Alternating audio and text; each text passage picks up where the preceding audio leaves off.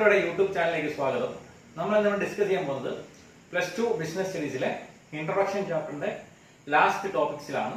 നമ്മൾ കഴിഞ്ഞ 2 സെഷനിലും ഇതിന്റെ ഇൻട്രൊഡക്ഷനും അതിന്റെ ബാക്കി ഡീറ്റെയിൽസ് നമ്മൾ നോക്കിക്കഴിഞ്ഞു. ഇന്ന് നമ്മൾ പോകുന്നത് ഫൈനൽ സെഷനിലേക്കാണ്. ഫസ്റ്റ് ചാപ്റ്ററിന്റെ ഫൈനൽ സെഷനിലേക്കാണ്. അപ്പൊ എന്താണ് മാനേജ്മെന്റ് എന്നും ബാക്കി ഡീറ്റെയിൽസ് എന്താണെന്നുള്ളതെല്ലാം കഴിഞ്ഞ 2 ക്ലാസ്സിൽ നിങ്ങൾ കണ്ടു കഴിഞ്ഞു. നമ്മളപ്പോൾ ലാസ്റ്റ് ആൻഡ് ഇമ്പോർട്ടന്റ് ടോപ്പിക്സിലേക്ക് പോവുകയാണ്. സോ എന്താണ് മാനേജ്മെന്റ് എന്നുള്ളതെല്ലാം നിങ്ങൾ കണ്ടു കഴിഞ്ഞു. നമുക്ക് മാനേജ്മെന്റിന്റെ കുറച്ച് ബേസിക്സ് നമുക്ക് ഈ സെഷനിൽ നമുക്ക് ഡിസ്കസ് ചെയ്യാം. ആദ്യം നമ്മൾ ഡിസ്കസ് ചെയ്യാൻ പോകുന്നത് levels of management. Levels of management, മാനേജ്മെന്റിന്റെ എത്ര ലെവൽസ് ഉണ്ടെന്നാണ് നമ്മളിപ്പോൾ ഡിസ്കസ് ചെയ്യാൻ പോകുന്നത്. ഞാൻ ഇവിടെ ഒന്നും എഴുതിയിട്ടില്ല, ജസ്റ്റ് ഒരു ട്രയാങ്കിൾ ഇവിടെ വരച്ചിട്ടുണ്ട്. അതിനെ മൂന്നായിട്ട് ഞാൻ ഡിവൈഡ് ചെയ്തിട്ടുണ്ട്. സോ ടോപ്പ്, മിഡിൽ, ബോട്ടം നമ്മൾ നോർമലി പറയുന്നത് സെയിം തന്നെയാണ്. To begin with management as a top level which is the upper level. ഏറ്റവും ഉന്നതത്തിലുള്ള തലം അല്ലെങ്കിൽ ലെവലാണ് ടോപ്പ് ലെവൽ. അതിന് തൊട്ട് താഴെയുള്ളത് മിഡിൽ ലെവൽ.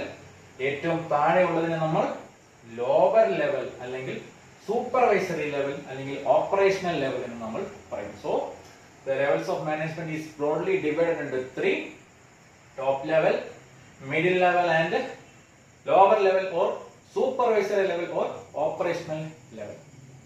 അപ്പോൾ ഇതിലൊന്നും ബേസിക് ആയിട്ട് മറ്റ് എക്സ്പ്ലനേഷൻ ഒന്നും ഇല്ലാതെ തന്നെ നിങ്ങൾക്ക് സിമ്പിൾ ആയിട്ട് പറയാൻ പറ്റും എന്താണ് ടോപ്പ് ലെവൽ. ടോപ്പ് മീൻസ് ഏറ്റവും ഉയർന്നത്.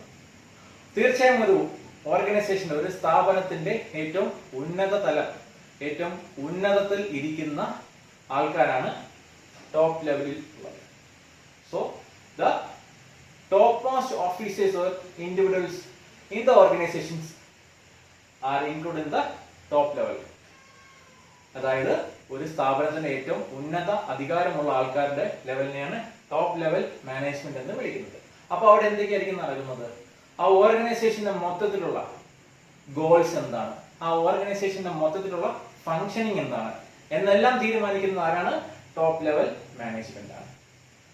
അതിലുള്ള ആൾക്കാരുടെ എക്സാമ്പിൾ MD, നിങ്ങൾ കേട്ടിട്ടുള്ള വാക്കാണ്. MD means managing director of A company. അതുപോലെ തന്നെ കേട്ടിട്ടുള്ള മറ്റൊരു പേരാണ് CEO, chief executive officer of A company. ഇവരുടെയൊക്കെ റോൾ എന്താണ്? ഒരു സ്ഥാപനത്തിന്റെ മൊത്തത്തിലുള്ള കാര്യങ്ങൾ തീരുമാനിക്കുക. അതാണ് ടോപ്പ് ലെവൽ മാനേജ്മെന്റ് എന്ന് പറയുന്നത്. It includes MD, CEO, directors. അങ്ങനെ ഇമ്പോർട്ടന്റ് ആയിട്ടുള്ള ആൾക്കാർ ഉള്ള ലെവലാണ് top level. They take the prime അല്ലെങ്കിൽ ഏറ്റവും ടോപ്പ് മോസ്റ്റ് ഡിസിഷൻസ്, അല്ലെങ്കിൽ ആ ഓർഗനൈസേഷൻ എങ്ങനെ ഫംഗ്ഷൻ ചെയ്യണം, ഓർഗനൈസേഷന്റെ മൊത്തത്തിലുള്ള ഒബ്ജക്റ്റീവ്സ് എന്താണ്, ഓർഗനൈസേഷന്റെ മൊത്തത്തിലുള്ള ഫംഗ്ഷനിങ് എന്താണെന്നെല്ലാം തീരുമാനിക്കുന്ന ലെവലാണ് top level management. Coming to the next level it is the middle level. തൊട്ട് താഴെ ലോവർ ലെവൽ. അപ്പൊ നിങ്ങൾക്ക് അറിയാം ടോപ്പ് ലോവർ രണ്ടിന്റെ നടുക്കാണ്. So we can call it as a bridge. So middle level is a connecting bridge between top and lower level. Lower level നെ top ലെവലിനെ തമ്മിൽ ബന്ധിപ്പിക്കുന്ന ലെവലാണ് മിഡിൽ ലെവൽ. അപ്പോൾ ഇവിടെ ജോലി എന്താണ്? ടോപ്പ് ലെവൽ എന്ത് പറയുന്നോ ആ ടാസ്ക് കൊടുക്കുന്നത് മിഡിൽ ലെവലാണ്. അത് ലോവർ ലെവലിനെ കൊണ്ട് ചെയ്യിപ്പിക്കേണ്ട ജോലി ആർക്കാണ്? മിഡിൽ ലെവൽ മാനേജ്മെന്റിനാണ്. അവിടെ ഉള്ളത് departments and department heads. For example, production, ഉൽപാദനം, അതൊരു ഡിപ്പാർട്ട്മെന്റ് ആണ്. സെയിൽസ്, അത് മറ്റൊരു ഡിപ്പാർട്ട്മെന്റ് ആണ്. അപ്പോൾ എന്താണ് ഒരു ചോദ്യം? What is department? എന്താണ് ഡിപ്പാർട്ട്മെന്റ്? ഒന്നുമില്ല, ഒരേ കണക്കുള്ള ഒരേ നേച്ചറിലുള്ള ആക്ടിവിറ്റീസ് എല്ലാം ചെയ്യുമ്പോൾ അതിനെയെല്ലാം ഒരുമിപ്പിച്ച് ഒരു കുട കീഴിൽ കൊണ്ടുവരുന്നതിനെ എന്തെന്ന് വിളിക്കാം? ഡിപ്പാർട്ട്മെന്റ് എന്ന് വിളിക്കാം. ഇപ്പോൾ ഉൽപാദനവുമായി ബന്ധപ്പെട്ട ഒന്നല്ല, 4, 5 അല്ലെങ്കിൽ 10-ലധികം കാര്യങ്ങൾ ചെയ്യുന്നുണ്ട്. ഒരു ഉൽപാദനവുമായിട്ട് ബന്ധപ്പെട്ട് 10-ലധികം പ്രവൃത്തികൾ നമ്മൾ ചെയ്യുന്നുണ്ട്. ആ പ്രവൃത്തികളെല്ലാം നമ്മൾ ഒരുമിച്ച് ഒരു കുട കീഴിൽ കൊണ്ടുവരുന്നു. അതാണ് പ്രൊഡക്ഷൻ ഡിപ്പാർട്ട്മെന്റ്. സോ ഡിപ്പാർട്ട്മെന്റ് എന്താണെന്ന് വെച്ച് കഴിഞ്ഞാൽ ഒന്നുമില്ല, ഒരേ രീതിയിലുള്ള ആക്ടിവിറ്റീസിനെ എല്ലാം ഒരു കുട കീഴിൽ കൊണ്ടുവരുന്നു. അതിനെയാണ് ഡിപ്പാർട്ട്മെന്റ് നമ്മൾ വിളിക്കുന്നത്. അപ്പോൾ ഡിപ്പാർട്ട്മെന്റ് ഹെഡ്സ് ആണ് മിഡിൽ ലെവലില്. Production manager, sales manager, purchase manager എല്ലാം വരുന്നത് മിഡിൽ ലെവലിൽ. ഏറ്റവും താഴെ ലോവർ അല്ലെങ്കിൽ സൂപ്പർവൈസറി ലെവൽ. സിംപ്ലി ഒന്നുമില്ല, ബേസിക് വർക്ക് നടക്കുന്ന എവിടെയാണ്? ലോവർ ലെവലിൽ. ഇവരെ രണ്ടുപേരും ഡയറക്ഷൻസും മറ്റു കാര്യങ്ങളും മറ്റ് ക്ലറിക്കൽ വർക്ക്സും മറ്റ് ഓർഗനൈസേഷൻ വർക്ക്സും നടക്കുമ്പോൾ ആക്ച്വൽ പ്രൊഡക്ഷൻ അല്ലെങ്കിൽ ആക്ച്വൽ വർക്ക് ചെയ്യുന്ന ലെവലാണ് ലോവർ ലെവൽ അല്ലെങ്കിൽ സൂപ്പർവൈസറി ലെവൽ. ഇവിടെ ഉള്ള ആൾക്കാരാണ് സൂപ്പർവൈസേഴ്സ്. നിങ്ങൾ തീർച്ചയായും കണ്ടാണ് സൂപ്പർവൈസേഴ്സ്. അതായത് വർക്കേഴ്സ്, ജോലിക്കാര് നല്ല രീതിയിൽ ജോലി ചെയ്യുന്നു, അത് കറക്റ്റ് ആണ് ജോലി ചെയ്യുന്നതെന്ന് സൂപ്പർവൈസ് ചെയ്യുന്നത് അല്ലെങ്കിൽ നോക്കുന്ന ആൾക്കാരെയാണ് സൂപ്പർവൈസേഴ്സ് എന്ന് നമ്മൾ വിളിക്കുന്നത്. അവരെല്ലാം വരുന്ന ലെവലാണ് lower level. So top, middle and lower. Top level means the top most level and they take the organisational decision. സ്ഥാപനവുമായിട്ട് ബന്ധപ്പെട്ടുള്ള എല്ലാ പ്രധാന തീരുമാനങ്ങളും എടുക്കുന്നത് ടോപ്പ് ലെവലാണ്. മിഡിൽ ലെവൽ എന്ന് പറഞ്ഞാൽ ടോപ്പ് ലെവൽ കൊടുക്കുന്ന ടാസ്കുകൾ ചെയ്യുക, അതോടൊപ്പം തന്നെ ലോവർ ലെവലിന്റെ ആവശ്യങ്ങൾ ടോപ്പ് ലെവലിനെ അറിയിക്കുക. ടോപ്പ് ലെവൽ പറയുന്ന കാര്യങ്ങൾ അവർ ലോവർ ലെവലിനെ കൊണ്ട് ചെയ്യിപ്പിക്കുന്നു. ലോവർ ലെവൽ എന്നാണ് മുകളിൽ പറഞ്ഞ രണ്ട് ലെവലുള്ള ആൾക്കാരും പറയുന്ന ജോലികൾ ചെയ്യുക. ആക്ച്വൽ വർക്ക് നടക്കുന്ന ലെവലാണ് ലോവർ ലെവൽ അല്ലെങ്കിൽ സൂപ്പർവൈസർ ലെവൽ. അതുകൊണ്ടാണ് ഒരു പേര് കൂടെ പറയുന്നത് വർക്ക് അവിടെ ആക്ച്വലി വർക്ക് അവിടെ നടക്കുന്നത് കൊണ്ടാണ് അവിടെ ഒരു പേരുടെ പറയുന്നത് it is called operational level. Operational level എന്ന് പറയുന്നത് അതുകൊണ്ടാണ് it is called the operational level. So levels of management എന്നാണ് നമുക്ക് ക്ലിയർ ആയിട്ടുണ്ട്. ടോപ്പ്, മിഡിൽ ആൻഡ് ലോവർ അല്ലെങ്കിൽ സൂപ്പർവൈസറി അല്ലെങ്കിൽ ഓപ്പറേഷൻ ലെവൽ. ഈ ട്രയാങ്കിൾ മാത്രം നിങ്ങൾ ഓർത്തിരുന്നാൽ മതി. അപ്പോൾ ഈസിയായിട്ട് നിങ്ങൾക്ക് എന്താണ് ലെവൽസ് ഓഫ് മാനേജ്മെന്റ് എന്ന് മനസ്സിലായെന്ന് ഞാൻ വിശ്വസിക്കുന്നു. സോ നമ്മൾ അടുത്ത ടോപ്പിക്കിലേക്ക് പോകാം. It is a important topic of management. It is none other than functions of management. എന്താണ് മാനേജ്മെന്റിന്റെ functions? What are the functions of management? നിങ്ങൾക്കറിയാം, planning, organising, staffing, directing and controlling. Planning, organising, staffing, directing and controlling. ഈ അഞ്ചെണ്ണമാണ് basic functions of management. ശ്രദ്ധിക്കേണ്ട ഒരു കാര്യമുണ്ട്, നിങ്ങൾ plus two text എടുത്ത് നോക്കിയാൽ മനസ്സിലാവും. ഈ 5 ഫങ്ഷൻസും നിങ്ങളുടെ കമ്മിങ് 5 ചാപ്റ്റേഴ്സ് ആണ്. പ്ലാനിങ്ങും ഓർഗനൈസിംഗ്, സ്റ്റാഫിംഗ്, ഡയറക്ടിംഗ്, കൺട്രോളിംഗ് ഓരോന്നും ഓരോ ചാപ്റ്ററാണ്. 5 ഫംഗ്ഷനും 5 ചാപ്റ്ററുകളാണ്. നിങ്ങളുടെ കമ്മിങ് പോർഷനിലെ 5 ചാപ്റ്ററുകളാണ്. പ്ലാനിംഗ് ഒരു chapter, organising chapter, staffing, directing, controlling എല്ലാം കമ്മിങ് ഓരോ ചാപ്റ്റർ. 5 ചാപ്റ്ററാണ് ഈ 5 ഫംഗ്ഷൻസ്. സോ ഇമ്പോർട്ടന്റ് ടോപ്പിക്കാണ്. So we can begin with planning. Planning വെച്ച് നമുക്ക് തുടങ്ങാം. ഞാൻ ഇവിടെ എഴുതിയിട്ടുള്ള പ്ലാനിംഗ് ഫ്യൂച്ചർ. ഫ്യൂച്ചർ എന്ന് വെച്ചാൽ ഭാവി. ഇപ്പോൾ എന്താണ് പ്ലാനിംഗ് എന്ന് പറയുന്നത്? സിംപ്ലി ഒറ്റ സെന്റൻസിൽ പറയാം, what is to be done in the future, or simply deciding in advance what is to be done in the future. ഭാവിയിലേക്ക് നമ്മൾ എന്ത് ചെയ്യണമെന്ന് നമ്മൾ മുൻകൂട്ടി തീരുമാനമെടുക്കുന്നതിനെ നമ്മൾ പ്ലാനിംഗ് എന്ന് പറയും. ഭാവിയിലേക്ക് നമ്മൾ എന്ത് ചെയ്യണമെന്ന് നമ്മൾ മുൻകൂട്ടി തീരുമാനിക്കുന്നതിനെ നമ്മൾ എന്തെന്ന് വിളിക്കും? പ്ലാനിംഗ് എന്ന് വിളിക്കും. So planning is related with the future, or deciding in advance what is to be done in the future. ഭാവിയിലേക്ക് നമ്മൾ എന്ത് ചെയ്യണമെന്ന് തീരുമാനിക്കുന്നത് എപ്പോൾ തീരുമാനിക്കുന്നു? അഡ്വാൻസ്, മുന്നേ തീരുമാനിക്കുന്നു. ഒരു വർഷം കഴിഞ്ഞ് ചെയ്യേണ്ട അല്ലെങ്കിൽ 5 മാസം കഴിഞ്ഞ് ചെയ്യേണ്ട കാര്യങ്ങൾ നമ്മൾ ഇപ്പോഴേ ആലോചിക്കുകയാണെങ്കിൽ അതിനെ നമ്മൾ എന്ത് വിളിക്കും? പ്ലാനിംഗ്. സോ ഒരു ഓർഗനൈസേഷനെ സംബന്ധിച്ച് ഭാവിയിലേക്ക് നടക്കേണ്ട കാര്യങ്ങൾ ഇപ്പോഴേ നമ്മൾ എസ്റ്റിമേറ്റ് ചെയ്ത് അല്ലെങ്കിൽ ഡിസൈഡ് ചെയ്യുന്നതിന് എന്തെന്ന് വിളിക്കും? പ്ലാനിംഗ് എന്ന് വിളിക്കും. തൊട്ടടുത്ത ഫംഗ്ഷനാണ് ഓർഗനൈസ്. ഓർഗനൈസ് ചെയ്യുക എന്ന് നിങ്ങൾക്കറിയാം. എന്താണ് ഓർഗനൈസ് ചെയ്യുക? ഒരു ഇവന്റ് ഓർഗനൈസ് ചെയ്യുക അല്ലെങ്കിൽ നിങ്ങൾ ഒരു ഫംഗ്ഷൻ ഓർഗനൈസ് ചെയ്യുക. സിംപ്ലി ഒന്നുമില്ല, ചെയ്യേണ്ട കാര്യങ്ങൾ അതിൻ്റെതായ രീതിയിൽ ചെയ്യുന്നതിന് നമ്മൾ എന്തെന്ന് വിളിക്കും? ഓർഗനൈസിങ്. സെയിം തന്നെയാണ് മാനേജ്മെന്റിലെ organising. It deals with the assignment of duties, task to each and every individuals. എന്താണോ അവരവർക്ക് ചെയ്യേണ്ട ജോലി അത് അവരെ അസൈൻ ചെയ്യുക, അത് അവർക്ക് കൊടുക്കുക. എല്ലാം ചിട്ടയായ രീതിയിൽ അറേഞ്ച് ചെയ്യുക. അതിനെയാണ് ഓർഗനൈസിങ് എന്ന് വിളിക്കുന്നത്. ഒരു ജോലി, ഒരു ജോബ് അല്ലെങ്കിൽ ഒരു ടാസ്ക് ഉണ്ടെന്നുണ്ടെങ്കിൽ അത് ആർക്കൊക്കെയാണോ എന്നുള്ളത് അത് അവർക്ക് അലോട്ട് ചെയ്ത് കൊടുക്കുക, വിധിച്ചു കൊടുക്കുക. എന്താണ് ടാസ്ക് എന്ന് വിവരിച്ചു കൊടുക്കുക. അതിന് വേണ്ടുന്ന റിസോഴ്സസ്, വിഭവങ്ങൾ മൊബിലൈസ് ചെയ്യുക, കളക്ട് ചെയ്യുക. സിംപ്ലി പറഞ്ഞു കഴിഞ്ഞാൽ ചിട്ടയായ രീതിയിൽ ഓർഗനൈസേഷനെ കൊണ്ടുപോകുന്നതിന് നമ്മൾ എന്ന് വിളിക്കാം? ഓർഗനൈസിംഗ് എന്ന് വിളിക്കാം. ചിട്ട എന്ന് പറയുമ്പോൾ നമുക്കറിയാം ഡിസിപ്ലിൻ ആണ്. പക്ഷെ എല്ലാ കാര്യങ്ങളും ഒരു ചിട്ടയായ രീതിയിൽ നമ്മൾ കൊണ്ടുപോകുന്നതിന് എന്ന് വിളിക്കും? ഓർഗനൈസിംഗ് എന്ന് വിളിക്കും. It deals with the assignment of duties, task and mobilising the resources. നമുക്ക് ആവശ്യമുള്ള വിഭവങ്ങൾ ശേഖരിക്കുക, ജോലി ആർക്കാണോ ജോലി കൊടുക്കുന്നത് കറക്റ്റ് അവർക്ക് ജോലി കൊടുക്കുക. ഇതെല്ലാം ഇതിലാണ് വരുന്നത് organising.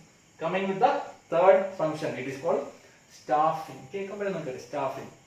It is deals with the employees. It is dealing with the employees or workers. നമ്മുടെ ഓർഗനൈസേഷൻ അല്ലെങ്കിൽ സ്ഥാപനത്തിൽ ജോലി ചെയ്യുന്ന ആൾക്കാരുമായിട്ട് ബന്ധപ്പെട്ടുള്ള ഫംഗ്ഷനാണ് സ്റ്റാഫിംഗ്. സിംപ്ലി ഒന്നുമല്ല, it means the appointment of the right person at the right time at the right job. Appointment of the right person at the right time at the right job. ഒരു ജോലിയിൽ അതിന് വേണ്ടുന്ന സമയത്ത് അതിന് qualified ആയിട്ടുള്ള അല്ലെങ്കിൽ ആ ജോലിക്ക് ഇരിക്കാൻ അർഹനായിട്ടുള്ള ഒരാളെ സമയബന്ധിതമായി അവിടെ അയാൾ അപ്പോയിന്റ് ചെയ്യുവാണെന്നുണ്ടെങ്കിൽ അല്ലെങ്കിൽ അയാൾ അവിടെ പ്ലേസ് ചെയ്യുവാണെന്നുണ്ടെങ്കിൽ അതിനെയാണ് എന്ന് വിളിക്കുന്നത് staffing. It is the appointment of the right person at the right time at the right job. ശരിയായിട്ടുള്ള സ്ഥാനത്ത് ശരിയായ ക്വാളിഫിക്കേഷൻ ഉള്ള ആളിനെ ശരിയായ സമയത്ത് അപ്പോയിന്റ് ചെയ്യുന്നതിനെ നമ്മൾ സിംപ്ലി എന്ന് വിളിക്കും, സ്റ്റാഫിംഗ് എന്ന് വിളിക്കും. അതായത് നമ്മുടെ ജോലിക്ക് അർഹരായിട്ടുള്ളവരെ അല്ലെങ്കിൽ ആ ജോലിയിൽ ഇരിക്കാൻ ക്വാളിഫൈഡ് ആയിട്ടുള്ളവരെ, അത് അർഹരായിട്ടുള്ളവരെ ആ സ്ഥാനത്ത് ശരിയായിട്ടുള്ള സമയത്ത് പിടിച്ചിരുത്തിയാൽ അതിനെയാണ് സ്റ്റാഫിംഗ് എന്ന് വിളിക്കുന്നത്. ശ്രദ്ധിക്കണം, റൈറ്റ് ടൈം, ശരിയായിട്ടുള്ള സമയത്ത് തന്നെ ഇരുത്തണം. കാരണം നമുക്ക് ഒരു മാസത്തിനുള്ളിൽ ഒരു വേക്കൻസി ഫിൽ ചെയ്യുകയാണെങ്കിൽ നമ്മളത് 2 മാസം കഴിഞ്ഞ് ഫിൽ ചെയ്താൽ പോരാ, പർട്ടിക്കുലർ ഒരു മാസത്തിനുള്ളിൽ തന്നെ അത് കണ്ടെത്തണം. അതുകൊണ്ടാണ് സ്റ്റാഫിങ്ങിനെ എന്ന് വിളിക്കുന്നത് appointment of the right person at the right time at the right job. അടുത്ത ഫംഗ്ഷൻ ഡയറക്റ്റ്. എന്താണ് ഡയറക്റ്റിംഗ് എന്ന് പറയുന്നത്? What you mean by directing? എന്താണ് ഡയറക്റ്റിംഗ് എന്ന് പറയുന്നത്? ഡയറക്റ്റ് ചെയ്യുക. ഡയറക്ഷൻ എന്താണ്? ഡയറക്ഷൻ, ദിശ. ഇപ്പോൾ എന്നോട് ഒരാൾ ചോദിക്കുന്നു ഏതാണ് കിഴക്ക്, show me the east direction എന്ന് പറഞ്ഞാൽ ഞാൻ അങ്ങോട്ടേക്ക് നോക്കുക. ഇപ്പൊ ഞാൻ നിൽക്കുന്ന പൊസിഷനിൽ ഈസ്റ്റ്, അതാണ് അങ്ങോട്ടേക്ക് പോവുക എന്ന് പറയുമ്പോൾ ഞാൻ അയാൾക്ക് വഴി കാറ്റുവാണ്. അയാൾ ആ ഡയറക്ഷൻ, ആ ദിശയിലേക്ക് അയാൾ പോകുന്നു. സോ സിംപ്ലി ഡയറക്ഷൻ മീൻസ് അവരെ ഡയറക്റ്റ് ചെയ്യുക, അല്ലെങ്കിൽ ആ ജോബ് ചെയ്യുന്ന ആൾക്കാർ അല്ലെങ്കിൽ ജോബ്സിനെ കറക്റ്റ് ആയിട്ട് ലീഡ് ചെയ്യുക. First one, leading. എന്താണ് ലീഡിങ് എന്ന് പറയുന്നത്? നയിക്കുക, കറക്റ്റ് ആയിട്ട് പറഞ്ഞു വിടുക, ആ ദിശയിലേക്ക് നമ്മൾ കറക്റ്റ് ആയിട്ടുള്ള രീതിയിൽ നമ്മൾ നയിച്ചു കൊണ്ടുപോകുക. 2, മോട്ടിവേറ്റ്. എന്താണ് മോട്ടിവേറ്റ്? പ്രചോദനം നൽകുക. And influencing. ഇൻഫ്ലുവൻസിങ് മീൻസ് വ്യക്തികളെ നമ്മൾ എന്ത് ചെയ്യുക, ഇത് ചെയ്യാൻ നമ്മൾ അവരെ ഇൻഫ്ലുവൻസ് ചെയ്യണം.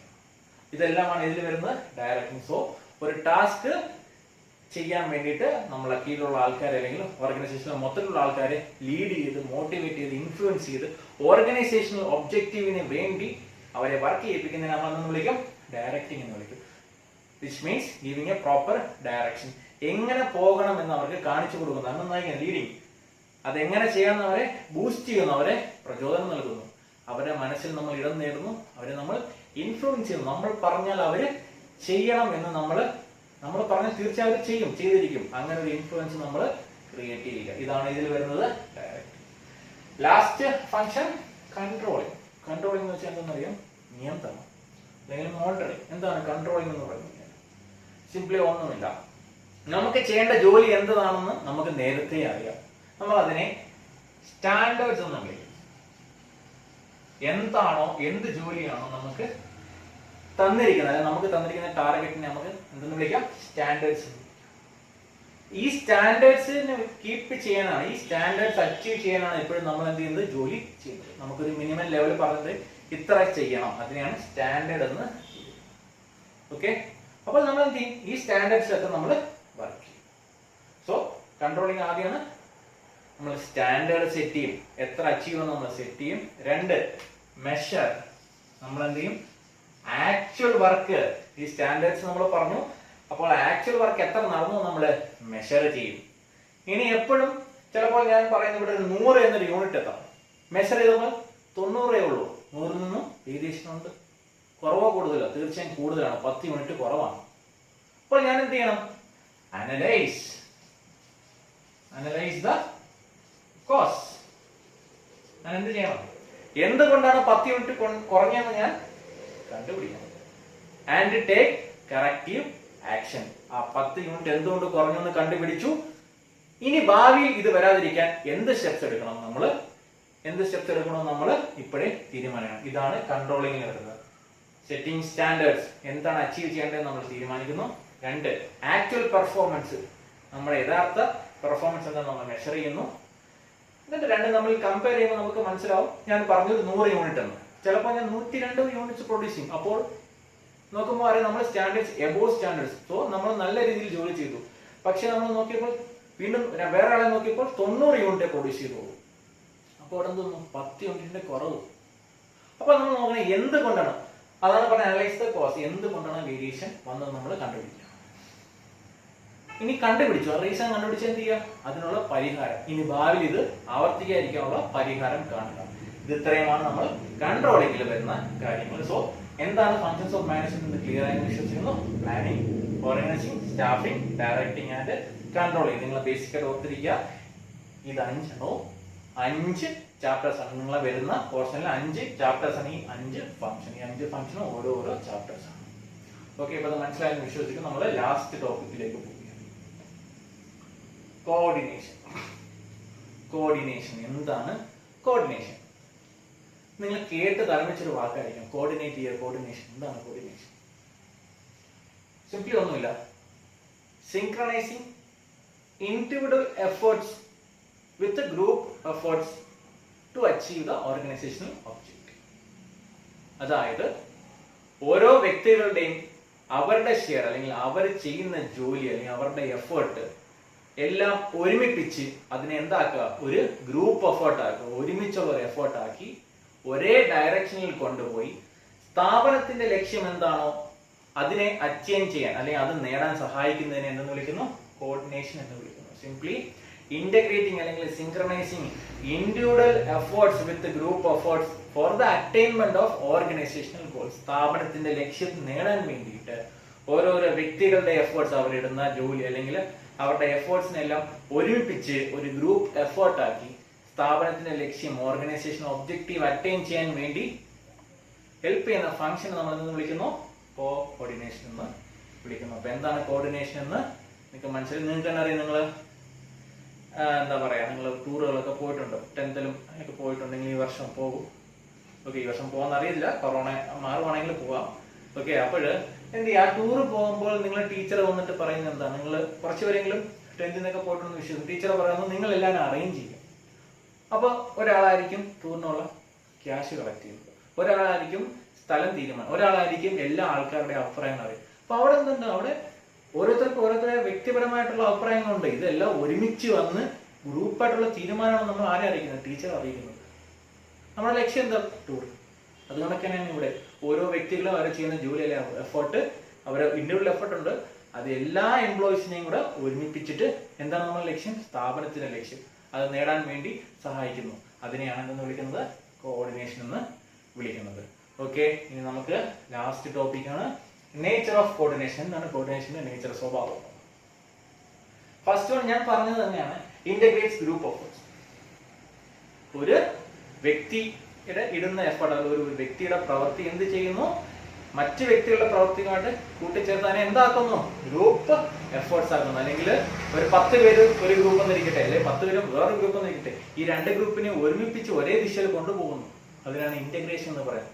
അത് നടക്കുന്നതാണ് ഫസ്റ്റ് പോയിന്റ്. മനസ്സിലായല്ലോ? രണ്ടാമത്തത് യൂണിറ്റി ഓഫ് ആക്ഷൻ.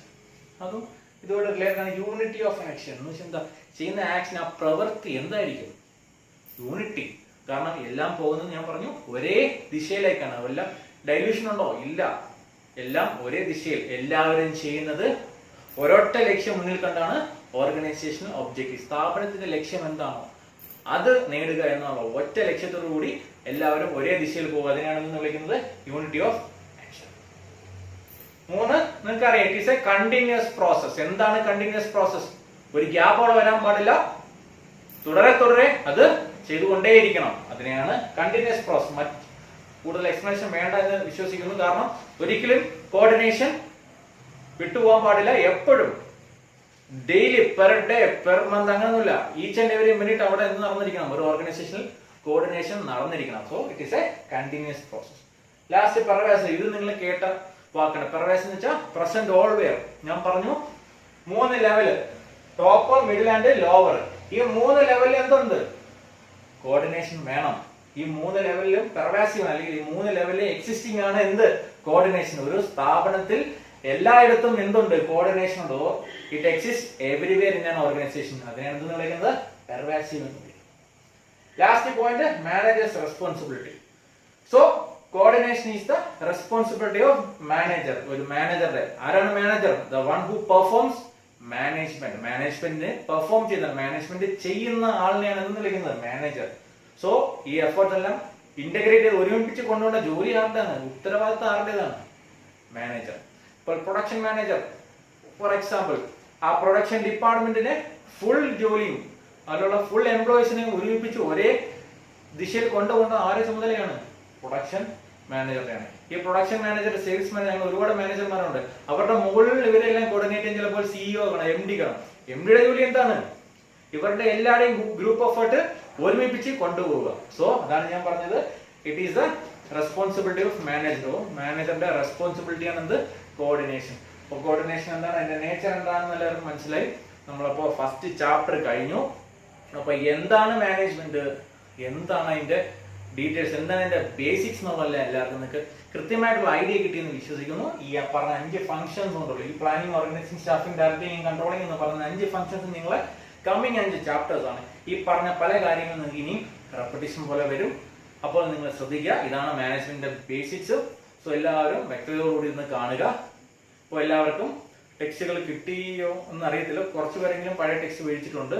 കിട്ടാത്തവർ ദയവ് ചെയ്ത് എന്ത് ചെയ്യുക, NCERTയുടെ PDF ഓൺലൈൻ ഗൂഗിളിൽ വെറുതെ അടിച്ചു നോക്കിയാൽ +2 NCERT ടെക്സ്റ്റ് ബുക്ക് എന്ന് അടിച്ചു കഴിഞ്ഞാൽ ഫസ്റ്റ് വരുന്ന ഒരു സൈറ്റ് ഉണ്ട്, പ്രശാന്ത് പാഠശാല എന്ന് പറഞ്ഞ സൈറ്റ് വരും. അതിൽ കയറി കഴിഞ്ഞ് കഴിഞ്ഞാൽ ഈസി ആയിട്ട് ഡൗൺലോഡ് ചെയ്ത് ചാപ്റ്റർ വൈസ് ഡൗൺലോഡ് ചെയ്യും. NCERTയുടെ ഒറിജിനൽ PDF തന്നെയാണ് കിട്ടുന്നത്. അപ്പോൾ നിങ്ങൾക്ക് അത് ഒന്നുകൂടി എടുത്ത് റെഫർ ചെയ്യാനും പറ്റും. സോ നിങ്ങൾ വീട്ടിലിരിക്കുന്ന വെച്ച് നിങ്ങൾ സിനിമ കണ്ടോ PUBG കളിച്ചോ ഒന്നും സമയം കളയാതിരിക്കുക. കളിക്കണം, റെസ്റ്റ് ചെയ്യണം. തീർച്ചയായും നിങ്ങളെ വെക്കേഷൻ എൻജോയ് ചെയ്യണം, പക്ഷേ പഠിത്തം കൂടെ നടക്കണം. അതുകൊണ്ട് ഡെയിലി 2, 3, 4 മണിക്കൂർ സ്പെൻഡ് ചെയ്യുക പഠിത്തത്തിന് വേണ്ടി. ബാക്കി നിങ്ങൾ കളിക്കുക, മറ്റു ആക്ടിവിറ്റീസിൽ എൻഗേജ് ആവുക. സോ അതുകൊണ്ട് എല്ലാവരും ഒന്ന് റിക്കളക്ട് ചെയ്യുക. ഈ പറഞ്ഞ PDF-ന്റെ കാര്യം മറന്നു പോകരുത്. എല്ലാ സബ്ജക്ട്സും, നമ്മളിപ്പോൾ കൊമേഴ്സ് സ്ട്രീമാണ്, കൊമേഴ്സ് നല്ല സയൻസ് അല്ല, എല്ലാം കിട്ടും, ആ ഒരു സൈറ്റിൽ കിട്ടും. സോ എന്തായാലും നിങ്ങളെ ഒരുവിധപ്പെട്ട എല്ലാവരെയും സ്മാർട്ട് ഫോണിലൂടെ നമ്മൾ ക്ലാസ് കാണുന്നു. സോ ഇത് കണ്ടതിന് ശേഷം ഈ ടോപ്പിക്സ് ജസ്റ്റ് ആ PDF എടുത്തൊന്ന് വായിച്ചു നോക്കുക, നിങ്ങൾക്ക് പെട്ടെന്ന് മനസ്സിലാവും. അപ്പോൾ എല്ലാവർക്കും ഈ സെഷൻ ഇഷ്ടപ്പെട്ടു എന്ന് വിശ്വസിക്കുന്നു. അപ്പോൾ നമ്മൾ ഫസ്റ്റ് ചാപ്റ്റർ വൈൻഡ് അപ്പ് ചെയ്തു. സോ മാനേജ്മെന്റ് എന്നൊരു ബേസിക്സ് നമ്മൾ ഈ ചാപ്റ്ററിൽ കണ്ടു കഴിഞ്ഞു. അപ്പോൾ എല്ലാവരും മനസ്സിലായെന്ന് വിശ്വസിക്കുന്നു. Thank you.